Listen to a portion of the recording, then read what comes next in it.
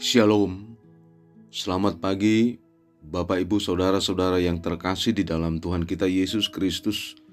Saya yakin kalau pada pagi hari ini kita akan rindu semua untuk menerima kuasa, penyertaan, dan kasih setia Tuhan untuk menuntun jalannya hidup dan kehidupan kita hari ini melalui kuasa dan terang firman-Nya.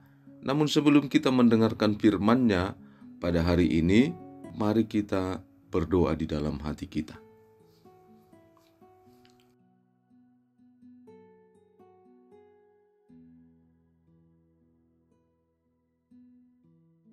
Amin. Firman Tuhan yang akan kita dengarkan sebagai sulu dan penuntun kehidupan kita hari ini, Kamis 30 Mei 2024, tertulis di dalam kitab 1 Yohanes pasal 3 ayat 24. Barang siapa menuruti segala perintahnya, ia diam di dalam Allah dan Allah di dalam dia. Dan demikianlah kita ketahui bahwa Allah ada di dalam kita, yaitu Roh yang telah Ia karuniakan kepada kita. Dalam bahasa Batak dikatakan, Sirado ti patina, idonamia di bagasan ibana, jala di bata di bagasan ibana, jala sianodo taboto, naungmian ibana di bagasa kita, siatodi na nilehon nai tuhita. Demikian firman Tuhan. Turutilah Tuhan.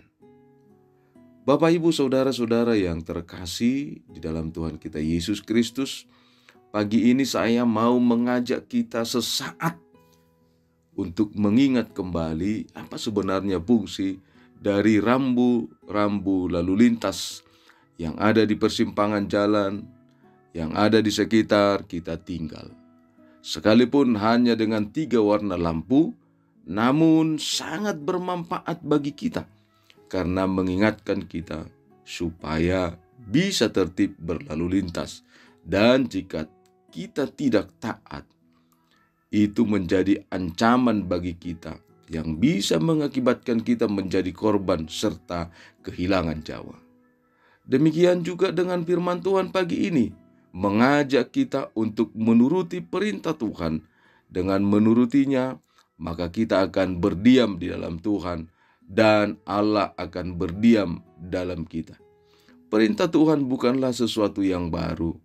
Perintah Tuhan bukanlah sesuatu yang asing. Karena sejak penciptaan bumi bahkan sampai kehidupan manusia di bumi ini berakhir, manusia selalu mendapatkan perintah-perintah Tuhan. Mulai kitab Kejadian sampai dengan kitab Wahyu, kita dapat menemukan perintah-perintah Tuhan yang dicatat. Ada 2 hal yang hendak kita pelajari dari nats hari ini, yaitu yang pertama, kita harus menuruti perintah Tuhan. Perintah Tuhan secara umum akan kita dapatkan jika kita membaca Alkitab. Tetapi sejak manusia pertama hidup di muka bumi sampai manusia yang hidup di zaman ini, selain itu Tuhan juga memberikan perintah khusus kepada pribadi demi pribadi. Perintah khusus kepada pribadi demi pribadi inilah dapat disebut dengan penugasan khusus, dan setiap anak-anaknya yang hidup dekat dengannya pasti mendapatkan ini. Pertanyaan ini sekarang adalah, mengapa Tuhan memberikan perintahnya kepada kita? Ada beberapa alasan. Yang pertama, demi kebaikan manusia itu sendiri. Yang kedua, supaya manusia dapat menikmati hidup yang diberikan Tuhan dengan baik, dengan sesuai fungsi yang semestinya. Dan yang ketiga, supaya manusia dapat menggunakan hidupnya dengan optimal dan menjadikan hidupnya sampai penuh sesuai dengan apa yang Tuhan rancangkan waktu Ia menciptakan manusia.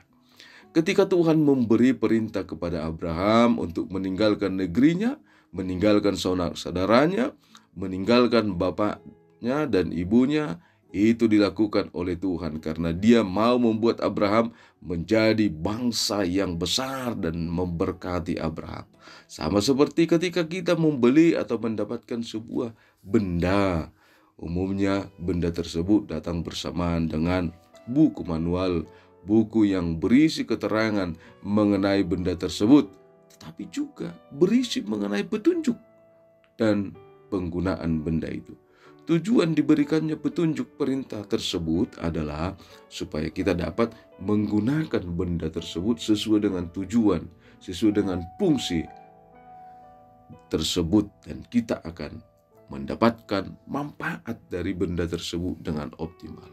Kedua, kita harus ada di dalam Tuhan dan Tuhan ada di dalam kita. Bukti bahwa kita di dalam Tuhan dan Tuhan di dalam kita terlihat dari 3 ciri di bawah ini. Yang pertama, kita menuruti segala perintah Allah. Barang siapa menuruti segala perintahnya, ia diam di dalam Allah dan Allah di dalam dia. Dan demikianlah kita ketahui bahwa Allah ada di dalam kita, yaitu Roh yang telah dikaruniakan kepada kita. Yang kedua, kita harus mengakui dengan mulut dan percaya dalam hati bahwa Yesus adalah Tuhan. Barang siapa mengaku bahwa Yesus adalah anak Allah, tetap berada di dalam dia dan dia di dalam Allah. Sebab jika kamu mengaku dengan mulutmu bahwa Yesus adalah Tuhan dan percaya dalam hatimu bahwa Allah telah membangkitkan dia dari antara orang mati, maka kamu akan diselamatkan. Yang ketiga, kita harus mengenal dan telah percaya akan kasih Allah. Kita telah mengenal dan percaya akan kasih Allah kepada kita. Allah adalah kasih, dan barang siapa tetap berada di dalam kasih, ia tetap berada di dalam Allah dan Allah di dalam dia. Ketaatan kita dalam melakukan segala perintah Tuhan adalah cerminan dari hidup yang dipimpin oleh Roh Tuhan, dan Tuhan sudah karuniakan untuk ada dalam hidup kita. Inilah tanda bagaimana kita bisa menghormati Kristus sebagai Tuhan dan Tuhan dalam kehidupan kita, dan berusaha dengan sungguh-sungguh untuk menaati perintahnya. Kalau pada pagi hari ini, melalui ketaatan kita, melalui kehidupan kita yang turut akan perintah Tuhan, yang menuruti perintah Tuhan, yang berjalan di dalam perintah Tuhan, disitulah hidup kita akan mendapatkan kebaikan. Karena dengan kesetiaan kita menuruti Tuhan, maka kita boleh berada di dalam Tuhan dan Tuhan berada di dalam kita. Demikian firman Tuhan. Semoga firman-Nya tetap menjadi suluh dan penuntun kehidupan kita. Amin. Kita berdoa.